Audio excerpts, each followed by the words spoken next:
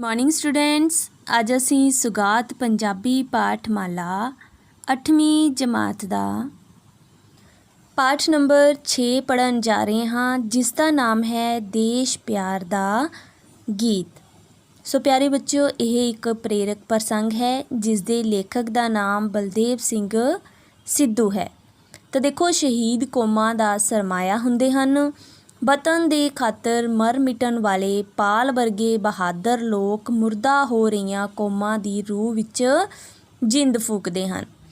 इस पाठ विच पाल दी कहानी राही बच्चों के मनां विच देश भगती देश प्यार दी भावना नूं सुरजीत करन दा उपराला किया गया है। तो देखो, आओ शुरू करते हाँ ये पाठ। तो पोलैंड के एक पिंड विच माल अते पाल नां दे दो भरा रहंदे सन। मापिਆਂ ਦੀ मौत होने के कारण उन्हां नूं एक रिश्तेदार ने पालिया सी। दोवें भरावां विच बहुत प्यार सी। एक दिन दोवें एक रुख हेठां बैठे गल्लां कर रहे सन। माल ने कहा, मैं बड़ा हो के सिपाही बनांगा।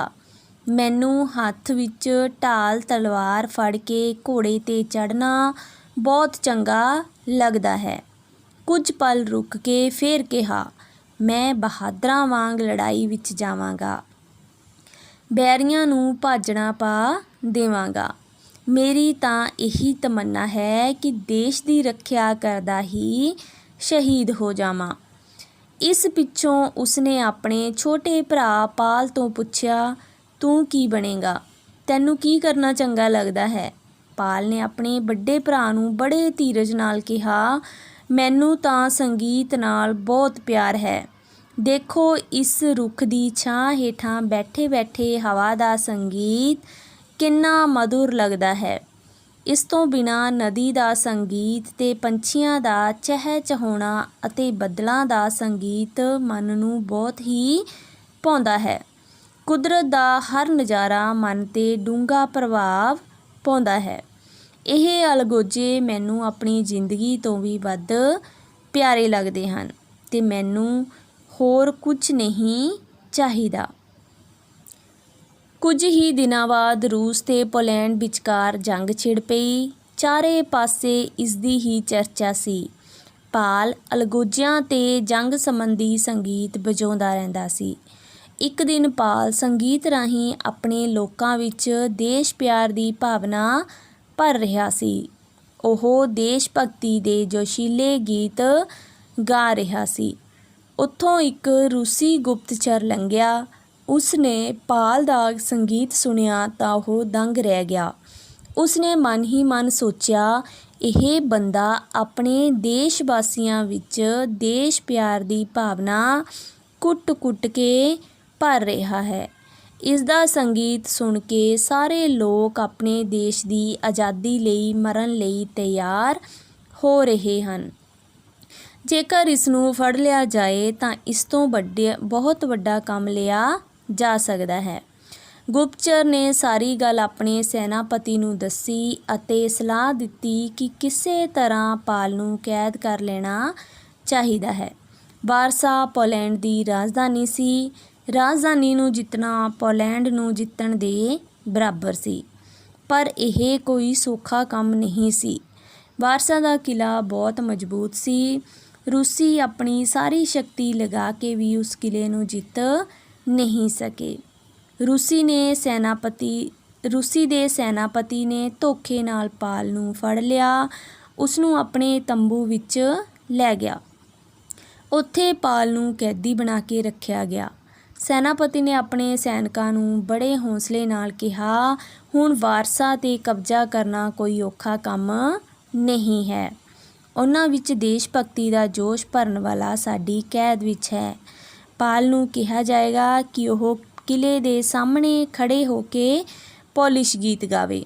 ਜੇਕਰ ਉਹ ਇਸ ਤਰ੍ਹਾਂ ਨਹੀਂ ਕਰਦਾ ਤਾਂ ਉਸ ਨੂੰ ਮੌਤ ਦੇ ਘਾਟ ਉਤਾਰ ਦਿੱਤਾ ਜਾਏਗਾ।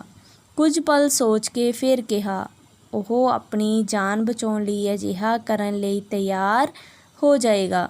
ਜਦੋਂ ਉਸਨੇ ਪੋਲਿਸ਼ ਸੰਗੀਤ ਵਜਾਇਆ ਤਾਂ ਕਿਲੇ ਵਾਲੇ ਸੈਨਿਕ ਪੋਲੈਂਡ ਦੀ ਸੈਨਾ ਸਮਝਦੇ ਹੋਏ ਕਿਲੇ ਦਾ ਦਰਵਾਜ਼ਾ ਖੋਲ੍ਹ ਦੇਣਗੇ ਤੇ ਅਸੀਂ ਕਿਲੇ 'ਤੇ ਕਬਜ਼ਾ ਕਰ ਲਵਾਂਗੇ।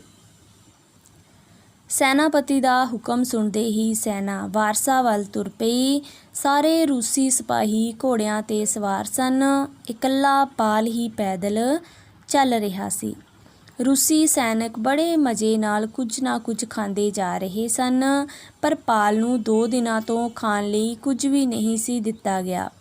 ਸੈਨਾਪਤੀ ਨੇ ਹੁਕਮ ਦਿੱਤਾ ਸੀ ਕਿ ਉਹਨਾਂ ਦਾ ਸਭ ਤੋਂ ਵੱਡਾ ਦੁਸ਼ਮਣ ਹੋਣ ਦੇ ਨਾਤੇ ਪਾਲ ਨੂੰ ਖਾਣ ਲਈ ਕੁਝ ਵੀ ਨਾ ਦਿੱਤਾ ਜਾਵੇ। ਉਹਨਾਂ ਨੂੰ ਚਲਦੇ ਚਲਦੇ ਰਾਤ ਪੈ ਗਈ। ਚਾਰੇ ਪਾਸੇ ਹਨੇਰਾ ਹੀ ਹਨੇਰਾ ਸੀ। ਹਵਾ ਬਿਲਕੁਲ ਬੰਦ ਹੋ ਚੁੱਕੀ ਸੀ। ਸੈਨਾ ਹੌਲੀ ਹੌਲੀ ਅੱਗੇ ਵਧ ਰਹੀ ਸੀ। ਕਿਸੇ ਪਾਸਿਓਂ ਥੋੜ੍ਹੀ ਜਿੰਨੀ ਵੀ ਆਵਾਜ਼ ਨਹੀਂ ਆ ਰਹੀ ਸੀ। ਸੈਨਿਕਾਂ ਨੇ ਤਾਂ ਕੀ ਬੋਲਣਾ ਸੀ, ਇੱਥੇ ਤੱਕ ਕਿ ਘੋੜੇ ਵੀ ਨਹੀਂ ਸਨ ਹਿਣਕ ਰਹੇ। ਹਥਿਆਰਾਂ ਦਾ ਖੜਕਾ ਵੀ ਬੰਦ ਸੀ। ਸੈਨਾਪਤੀ ਨੇ ਸ਼ੋਰ ਕਰਨ ਦੀ ਮਨਾਹੀ ਕੀਤੀ ਹੋਈ ਸੀ। ਵਾਰਸਾ ਦੇ ਕਿਲੇ 'ਤੇ ਚੁੱਪਚਾਪ ਹੀ ਹਮਲਾ ਕਰਨ ਦੀ ਯੋਜਨਾ ਸੀ। ਆਖਰ ਉਹ ਵਾਰਸਾ ਦੇ ਕਿਲੇ ਨੇੜੇ ਪਹੁੰਚ ਗਏ। ਕਿਲੇ ਦੇ ਦਰਵਾਜ਼ੇ ਅੰਦਰੋਂ ਬੰਦ ਸਨ। ਸੈਨਿਕ ਬੇਫਿਕਰ ਹੋ ਕੇ ਸੁੱਤੇ ਹੋਏ ਸਨ। ਆਕਾਸ਼ ਵਿੱਚ ਬੱਦਲ ਛਾ ਗਏ।